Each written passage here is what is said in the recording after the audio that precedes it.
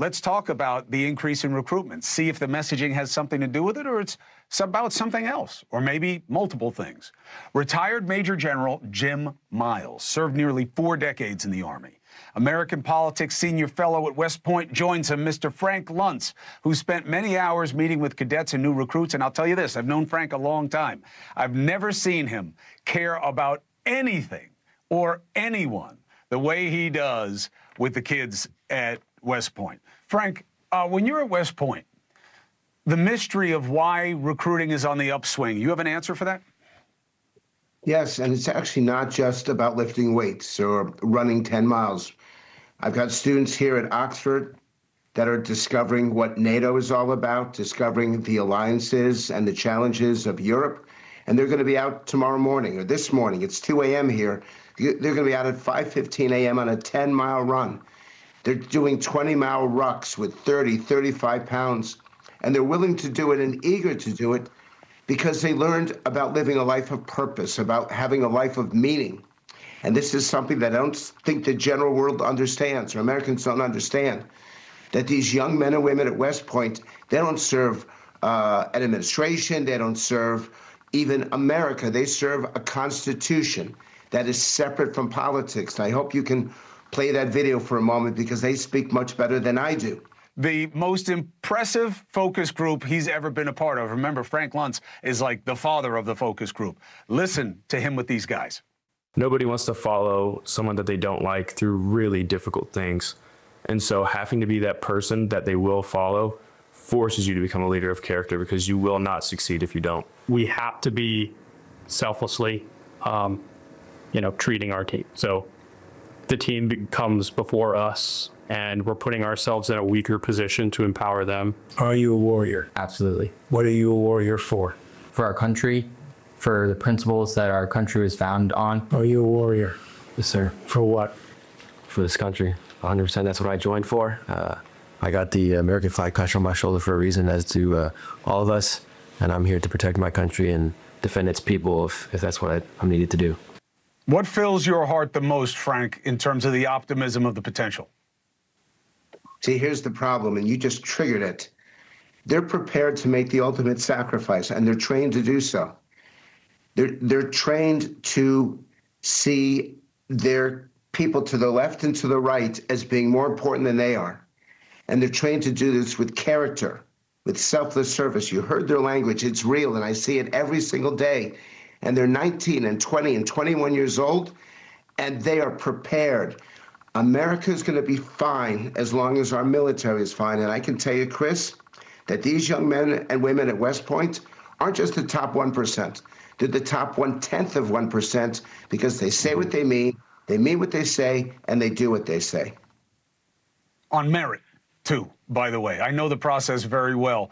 You don't luck in there. General, the increase in recruitment, what does that represent to you?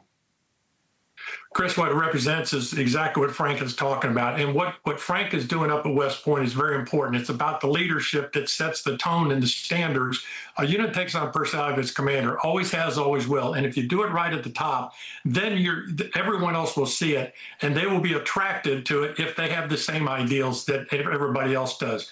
What's beautiful about what goes on at West Point is they take the average kid off the street that has to meet a very, very high standard, as Frank says, but it's about instilling those Army values. Just like we do when we bring somebody into the basic training, we tell them, we don't care where you are when you start, but the importance of what Frank is saying is standards. It's about going into a service where it's not about you.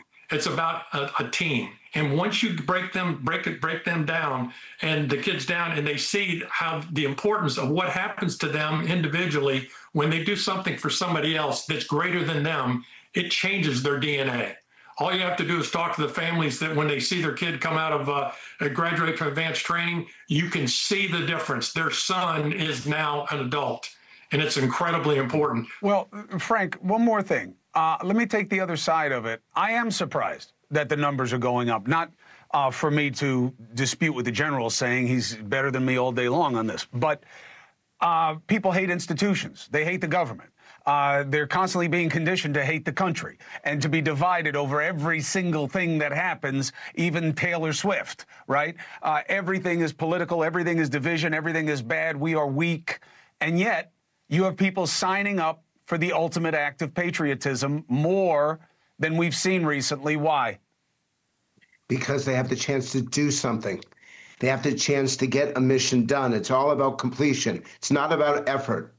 In the military in general, or West Point in particular, you have to win. You have to succeed. You have to be a warrior. You have to do so with character. And I want to emphasize, our military is the highest character of any military across the country, because that's how they're trained. You win the right way, and that's it. And there is no alternative to it. And one more thing, Chris. They are the most patriotic Americans I have ever met. And when I walk into a room of West Point cadets, I'm the worst human being in that room. I have the worst character. I have the worst. I don't belong there. And that's how good they are. The top 1/10 of 1% or 1/100th of 1%. And if you're a parent watching right now, I'm going to tell you this. You could do no better than send your son or daughter to West Point, because as the general said so eloquently, they leave as children and they come back as the best Americans I have ever in my career met.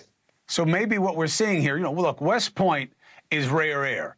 The recruitment goal was for, general service, not just like for the service academies. And maybe it is reaction formation to the poison, to the division, to everything sucks, to everything's bad, to disrupt, to destroy. Maybe there is reaction formation among young people to do the opposite of that, to build, to be stronger, to be better, to go all in. And hopefully that's what we're seeing in the numbers. Frank, you want to echo that, and then I'll go. Yeah, I want to bring you to West Point. Chris, do this show from West Point in the fall. Let the American people see who the cadets are. I invite you. Come up there. I'm happy to do it. But just don't try to put me into any training.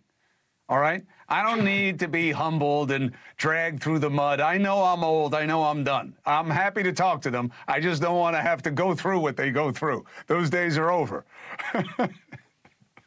Chris, I'd also advise you to go down to the basic course too, and go to West Point first, then go down to the basic course and see how it connects and how vitally important it is. And we're working on going down to Benning. I haven't been there since I did my embed training there after 9/11, when they were training up the journalists for how to go, and be with the military. So we're going to do both. And General, I appreciate you. Thank you for being with me, especially on this day. And Frank, I've said this to you in private. I've said it to you in public. I don't know how much the kids changed there. I went to a feeder school to West Point when I was in high school. But I'll tell you what, it's changed you, brother.